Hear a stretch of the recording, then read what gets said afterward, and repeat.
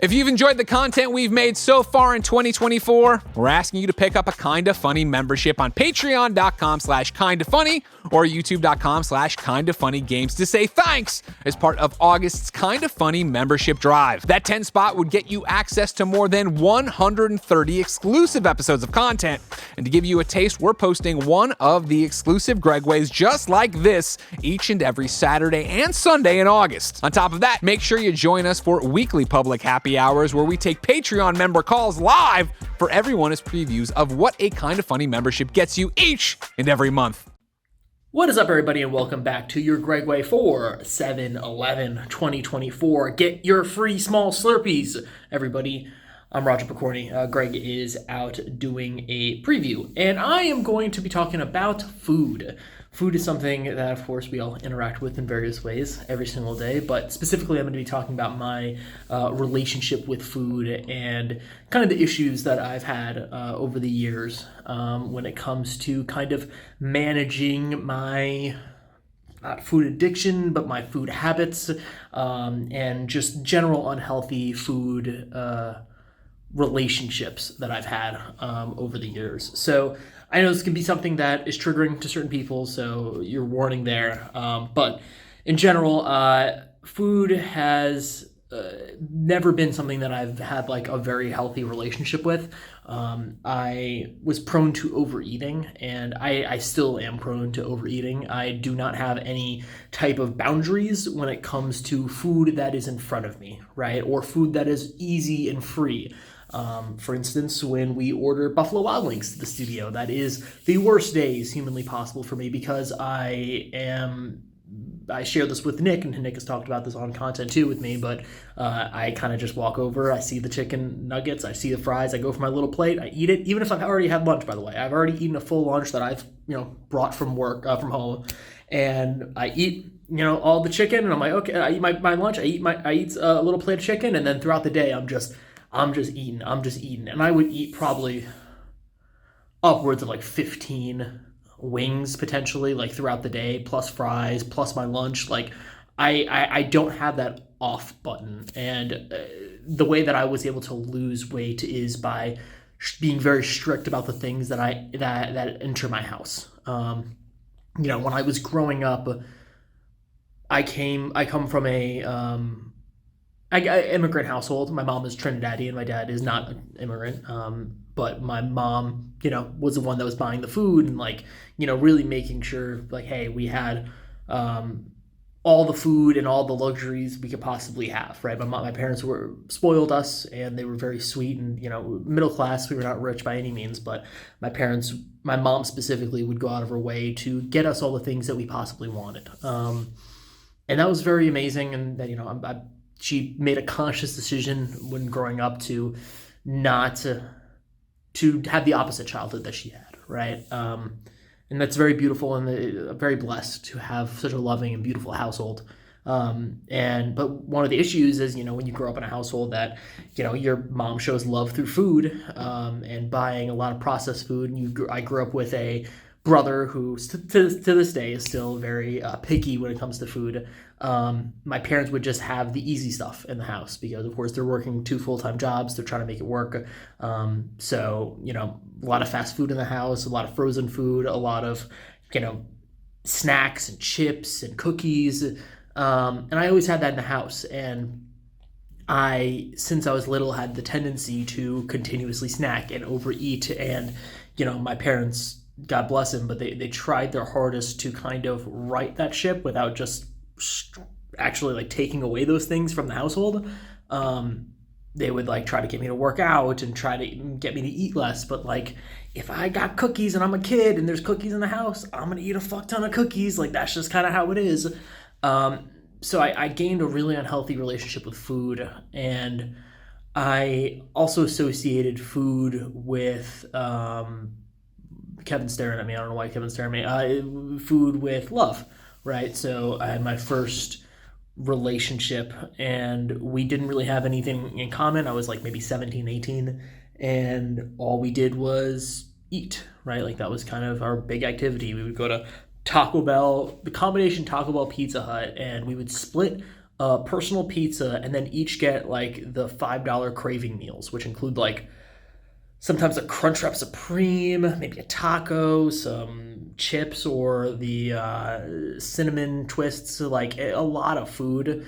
And we would just eat that together. And I ballooned so much. I always felt like I was overweight, but like I ballooned during that time period. And I became my highest weight, which was shortly after that relationship, was 255 pounds. I remember that because I couldn't believe that I got to that place.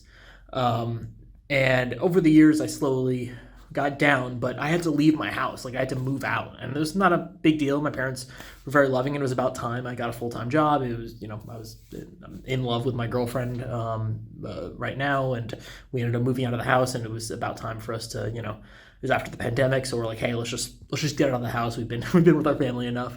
But that was the only time that I was able to like actually start to structure my life and my diet. And because when you're living with your parents, you start to, or at least I did, I would use like going to Wendy's every day as my way to get away from the house, right? To like not be in the same place where my mom and dad are. So I used fast food as like that comfort island. And even if I wanted to stop eating, eating that poorly, it was hard for me because of that. And also because my mother, God bless her, very, very overbearing in terms of like, she would cook all the meals and I would try my hardest to cook the meals, and she would not let that, and she would be mad about it, and she would be like, no, it's my kitchen, I do the thing. And she's very controlling in that sense. And she means it in a very good way, and she's gotten better about that over the years, but she, did not give me that space to learn how to cook and to really kind of be my own person when it comes to nutrition.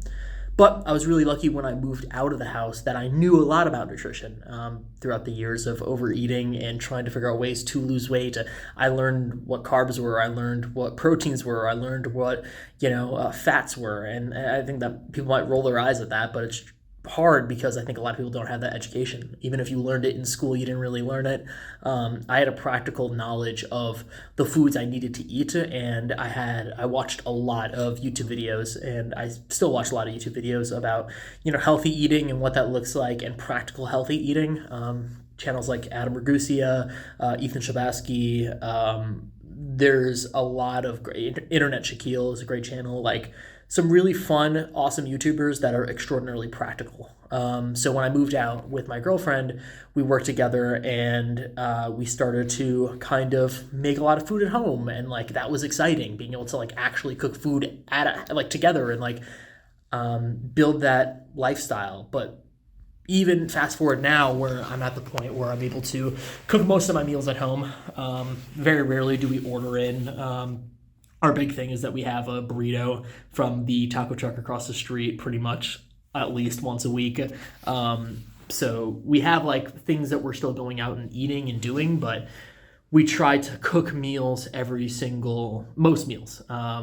And that's been really healthy, and that's been great, but I still have that itch in me to overeat. I still have that itch in me to gorge in food sometimes. And I think a part of it, hopefully this Gregway makes sense and it's not just a therapy session, but like the thing I want to talk about is like that part of me never leaves, right? Like the overeating, the urge to kind of fill that hole that I think food was filling, is that hole still there in a certain sense, right? I think thinking about it and going to therapy and talking about it more has helped me, focus and I don't understand the things that I was trying to solve and realize that was not a healthy way to solve it. But, the issues are still there when I'm depressed.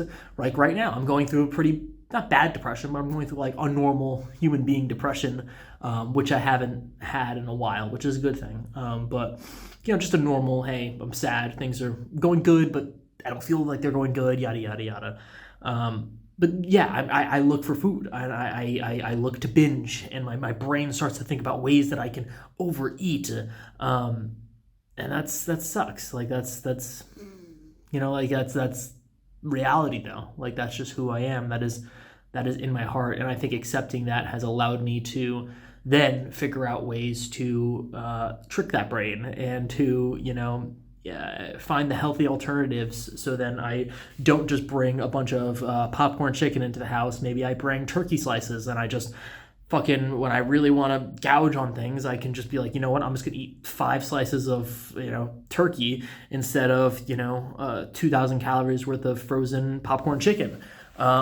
Just finding those little ways to kind of fix not fix the habit, but supplement the habit. And yeah, even today, like I didn't eat really much. I think that's a big thing, is like I realized that I can't just not eat. Like I am always eating, I'm always snacking. I have to have breakfast, lunch, and dinner and snacks. Anytime I've tried to like skip meals, that is not me. That is not who I can be. I can't do that. So I just find the ways in which I can minimize the harm. It's harm reduction pretty much. And yeah, I don't know. I think it's a weird thing, because I think a lot of people deal with eating disorders and issues with food because it's a very complicated thing, and I think we take for granted that that food is just everywhere and food is normal, so that people don't have issues, right? But in reality, fast food is addictive.